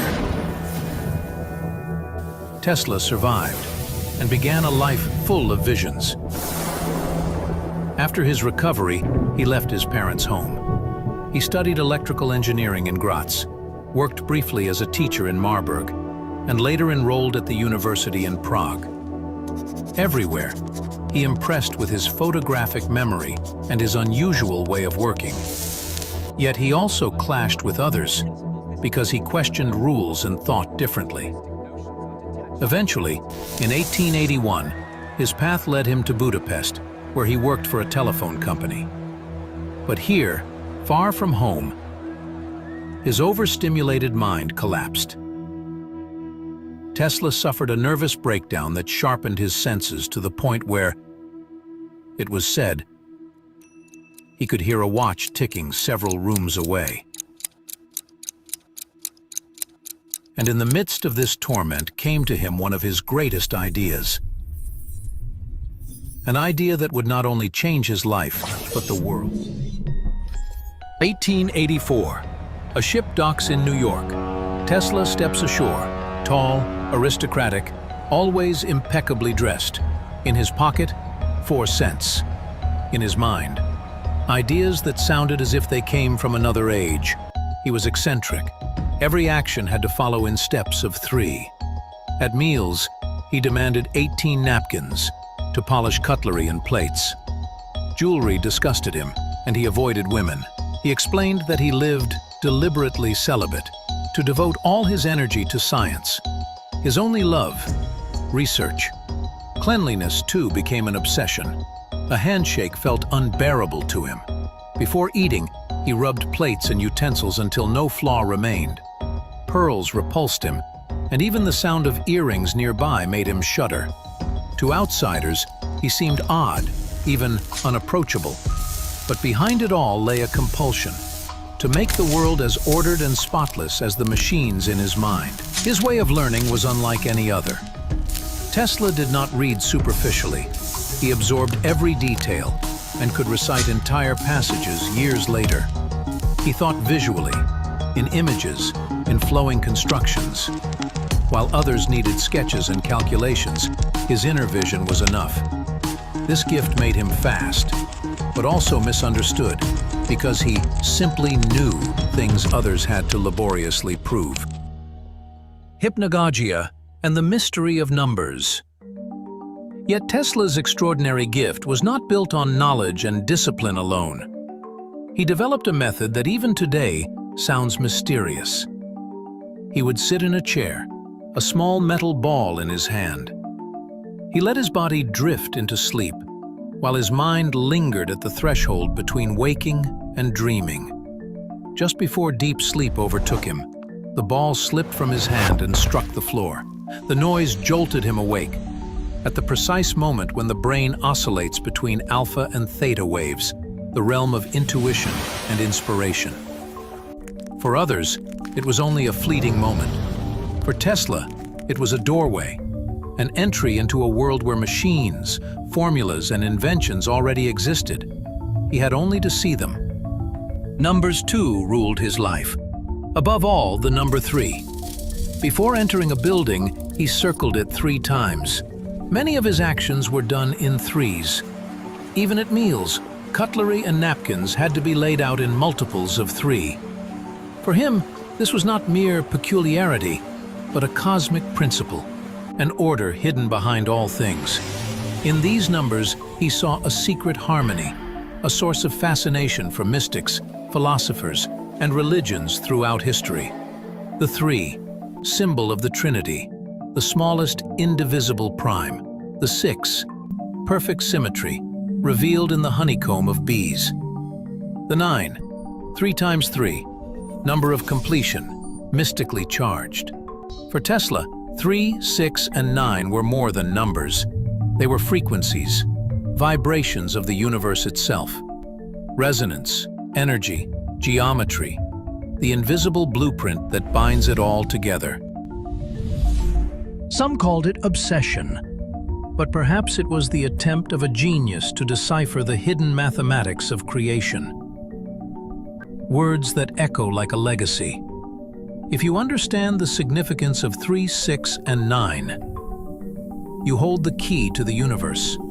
But even a man who believed he could hear the language of the universe had to confront very earthly struggles in the New World. At first, he worked under Thomas Edison, the celebrated Wizard of Menlo Park. But soon, worlds collided. Edison clung to direct current. Tesla envisioned the future in alternating current, efficient, powerful, and able to travel long distances. Later, Tesla claimed that Edison had promised him $50,000 if he improved Edison's generators. Tesla delivered, but when he demanded his reward, Edison allegedly laughed, "You don't understand American humor." Whether the story is true remains debated to this day. What is certain? Tesla felt betrayed, and he resigned. His first attempt to found a company ended in disaster. Investors stripped him of his patents. He lost everything. For a time, the genius sank into despair. To survive, he joined a gang of laborers. Day after day, he dug trenches for power lines in the streets of Manhattan. A man who conceived machines that could change the world now bent over with a shovel in the dirt. Later, he would call them the bitterest months of his life, a genius with a shovel in his hand. But he did not give up. His machines continued to run in his mind.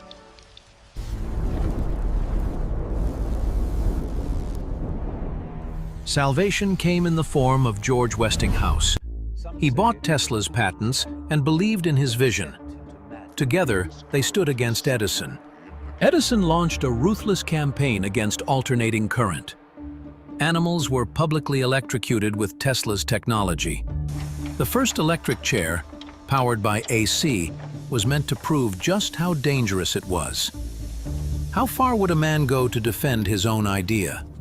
But in 1893 came the turning point. The World's Fair in Chicago. For the first time in history, millions of visitors witnessed an entire exhibition illuminated by Tesla's current. A sea of light bulbs, brighter than any imagination. 2 years later, Niagara Falls. Gigantic turbines transformed the power of water into electricity, lighting the city of Buffalo, the first in the world with a large-scale alternating current system. From that moment, everyone knew the name Nikola Tesla. His laboratory became a gathering place for the elite. Famous personalities came to see him. The writer Mark Twain counted himself among his admirers. Industrial magnates like John Jacob Astor supported him financially. Even the great physicist Lord Kelvin was impressed by his ideas. And investors such as J.P. Morgan sought his company. Though later, some would become his fiercest adversaries. While Edison worked with hands and wrenches, Tesla built worlds in his mind. "I don't need sketches," he once said. "My brain is my laboratory." But this laboratory never rested. He allowed himself little sleep, often only 2 hours a night. The rest of his time was consumed in a frenzy of ideas, a manic energy that drove him as much as it destroyed him. Tesla was restless. His mind raced faster than the world could follow. Colorado Springs, 1899, night. Bolts of lightning, 20 meters long, tear through the laboratory. Tesla stands in the middle of the storm, master of the energy of the heavens. Here he develops machines that defy the limits of imagination. An oscillator so powerful it was said to have shaken buildings in New York. Tesla smashes it with a hammer before the police arrive. He experiments with ball lightning, glowing, floating orbs of pure electricity. To witnesses, it looks like magic. To Tesla, only physics, tested long before in his mind. He explores radio waves long before Marconi makes his famous transmission. In 1943, the U.S. Supreme Court posthumously credits Tesla with the invention of radio. He even works with X-rays before Wilhelm Röntgen's discovery. But Tesla publishes too slowly. His boldest project? The Wardenclyffe Tower. A gigantic transmission tower meant to provide the world with wireless energy and communication. Tesla declares, "When wireless is fully applied, the Earth will be converted into a huge brain. A man will be able to carry a device in his vest pocket through which he can hear music, the speech of a political leader, or the words of a distant friend from anywhere across the globe." But investors see no profit in a system where no one can install a meter. they withdraw their funding. The tower remains unfinished. Tesla's greatest dream collapses. From then on begins the descent.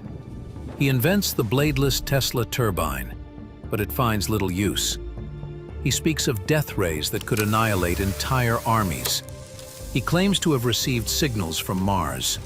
The press laughs at him, the mad scientist. Yet where others saw madness, perhaps there was only a vision, one too far ahead of its time and too difficult to understand for a simple mind. Tesla spends his final years alone, moving between New York hotels. His days are marked by rituals, meager meals of milk and bread, long walks to Central Park to feed the pigeons. His fame has faded, his patents forgotten, his visions ridiculed. And yet, in his mind, machines still turn. Machines the world will never see. On January 7th, 1943, Nikola Tesla dies in a hotel room in New York. Alone, penniless, overlooked. But scarcely has his heart stopped beating before the FBI seizes his papers. They fear secret weapons, designs of unimaginable power. Many of these documents remain missing to this day, fueling the legend of a man who, until the very end, knew more than the world was ready to understand.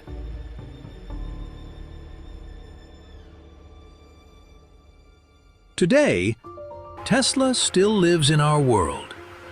In every outlet, in every radio signal, in every smartphone.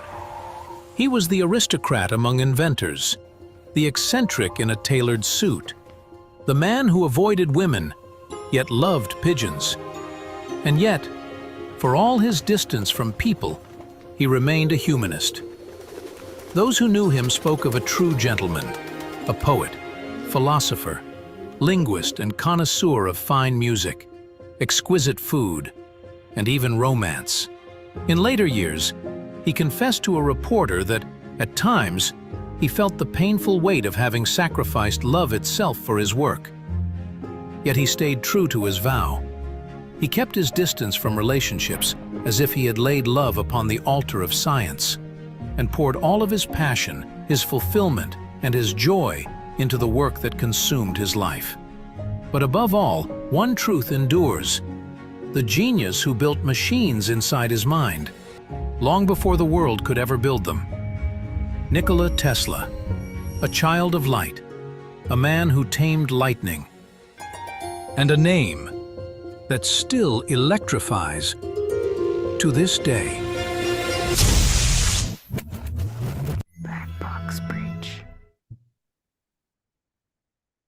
بله دوستان عزیزم، نیکولا تسلا واقعا what he just he did a great job.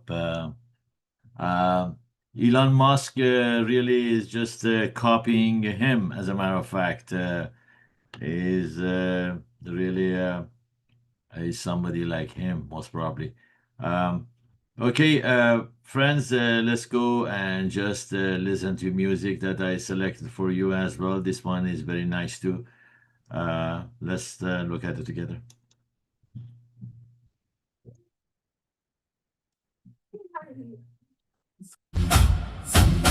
Zamba, zamba, zamba, hey, hey, hey, zamba, zamba, zamba, hey, hey, feel the rhythm,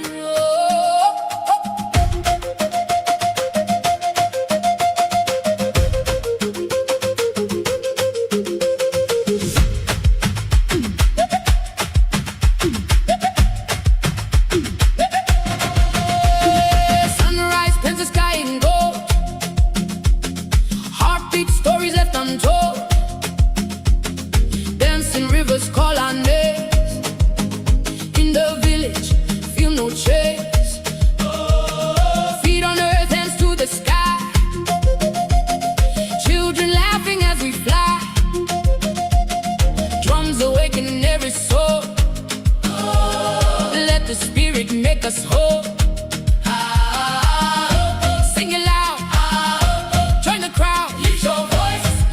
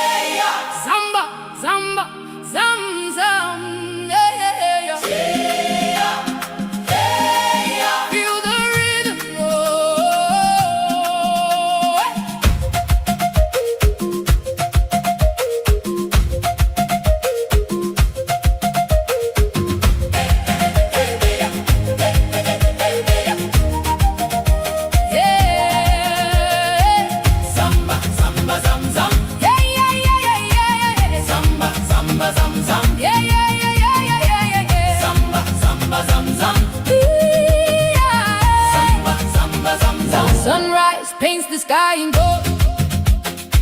Heartbeat stories left untold. Dancing rivers call our names.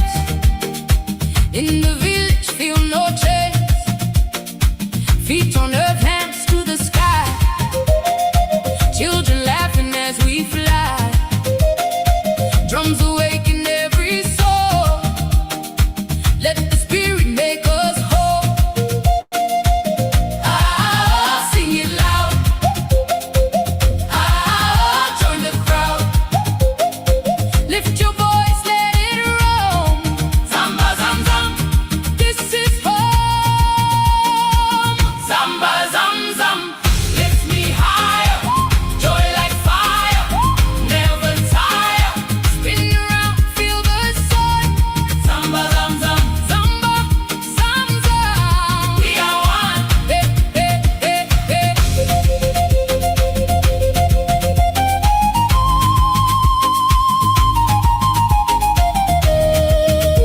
Hey, yeah. Golden fields and mountains tall. Hear the echoes, hear the call. Through the valleys, through the streams. Life is richer than our dreams. Oh, voices rise, hearts collide. In this rhythm we confide. Stories dance with every beat. Oh, zamba, zam, zam, feel the heat. Oh, sing it loud, sing it loud. Oh, join the crowd, join the crowd. Lift your voice, let it roll. Zamba, zam, zam, this is home. Zamba, zam, zam, lift me higher. Joy like fire, never tire. Spin around, feel the sun. Zamba, zam, zam, zamba, zam, zam. We are one. Hey, hey, hey, hey.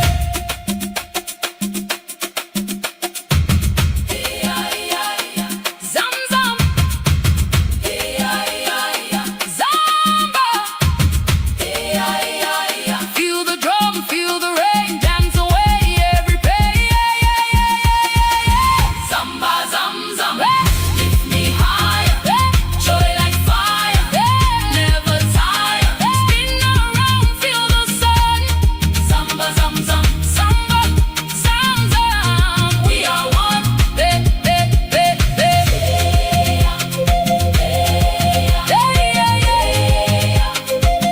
Samba, zam, zam.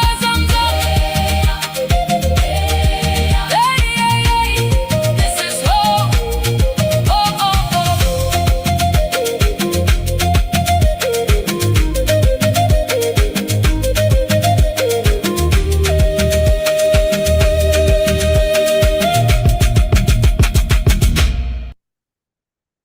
Beautiful. Okay, friends. Next week, Bobby Ahdiye will be with us. Bobby Ahdiye is a very active Baha'i, and he's gonna talk about what we learn from a Baha'i election. He has done some extensive research, and then he's gonna share it with us. It's very nice. He accepted our invitation, and then next week, Thursday, he's going to be with us. As you know, Bobby is a son of Mr. Ahdiye, who is just coming and really just for so many times he performed programs in our Talar. As a matter of fact, the week after, Dr. Ahdiye will be with us as well and talking about the Tahire. So, but next week, Bobby will be with us, trying to invite your friends. The topic will be around for the election, Baha'i election.